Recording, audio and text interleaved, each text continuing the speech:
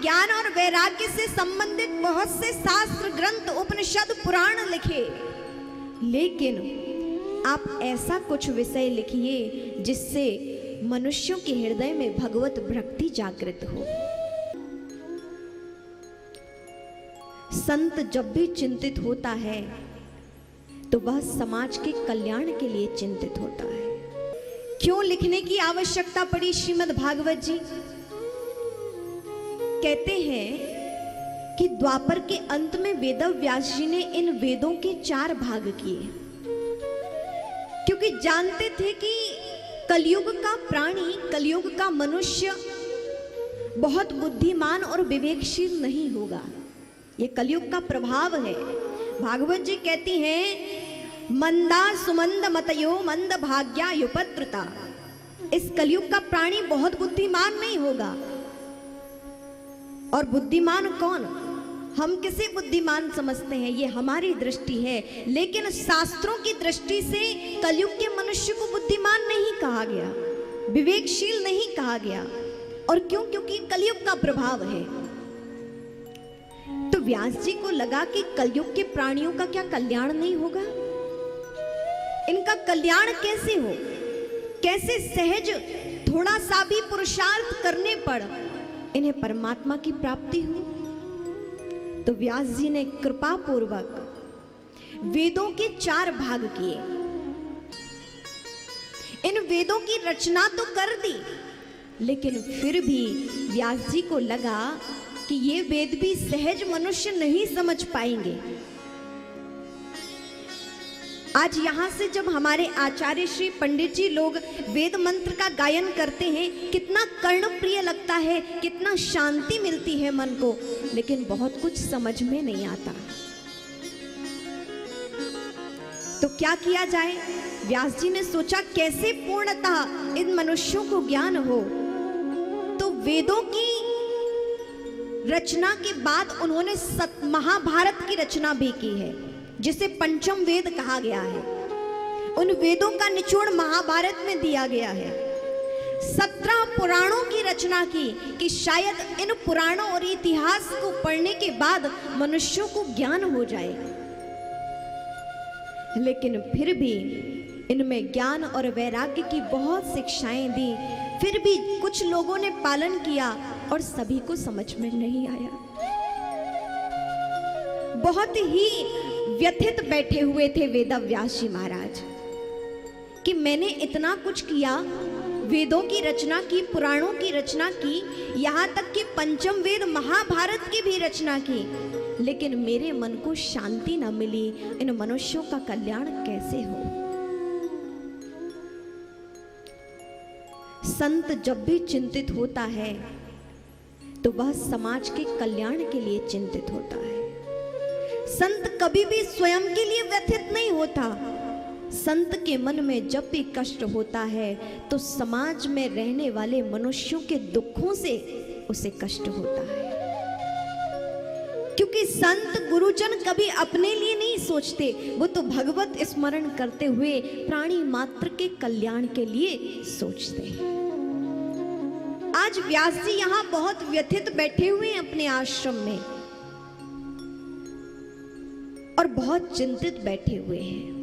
इतना कुछ रचना की लेकिन फिर भी व्यथित हैं। तो यहाँ एक बात देखने को मिलती है कि इतना धर्म कार्य करने के बाद भी व्यास जी चिंतित हैं। यदि व्यक्ति धर्म कार्य कर रहा है, धर्म में संलग्न है, और फिर भी मन को शांति और संतुष्टि ना मिले, तो कहीं ना कहीं कोई त्रुटि रह गई है। धर्म में कोई कमी नहीं है, कहीं ना कहीं उस धर्म का पालन करने वाले मनुष्य में कोई ना कोई कमी, कोई ना कोई त्रुटि रह गई, जिसके कारण वह शांति को प्राप्त नहीं कर पा रहा। आप देखते हैं कि बहुत से लोग कहते हैं हम मंदिर भी जाते हैं, पूजा भी करते हैं, पाठ भी करते हैं, फिर भी मन अशांत और विचलित रहता है। बहुत से लोगों के मन में ये बात होगी कि भगवान का दर्शन भी करते हैं, पूजा भी करते हैं, अनुष्ठान भी करते हैं, और फिर भी मन विचलित रहता है। कारण क्या है? कहीं ना कोई हमारी ही त्रुटि है, कहीं ना कहीं हमारे मन की एकाग्रता की कमी है, कहीं ना कहीं हमारे मन में भगवत प्रेम की कमी है। व्यास जी इतने अशांत बैठे हैं, इतना समाज के लिए, धर्म संस्कृति के लिए उनका बहुत बड़ा योगदान है। आज हम जो भी अपने धर्म के विषय में जानकारी प्राप्त करते हैं वो वेदव्यास जी के माध्यम से। यदि वेदव्यास जी धर्म ग्रंथों की रचना ना करते तो परंपरागत वो ज्ञान हमें कभी ना प्राप्त होता। नारद जी महाराज आकाश मार्ग से पहुंचे हैं वेदव्यास जी महाराज के आश्रम में और देखा कि वेदव्यास जी महाराज दुखी हैं, ऋषिवर दुखी हैं। तो नारद जी पहुंचकर वहां भगवान नाम संकीर्तन गायन करते हैं। नारायण नारायण श्रीमन नारायण नारायण नारायण नारायण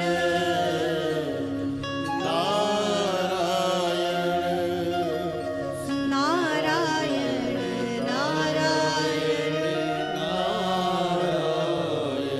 श्रीमन नारायण नारायण नारायण श्रीमन नारायण नारायण नारायण।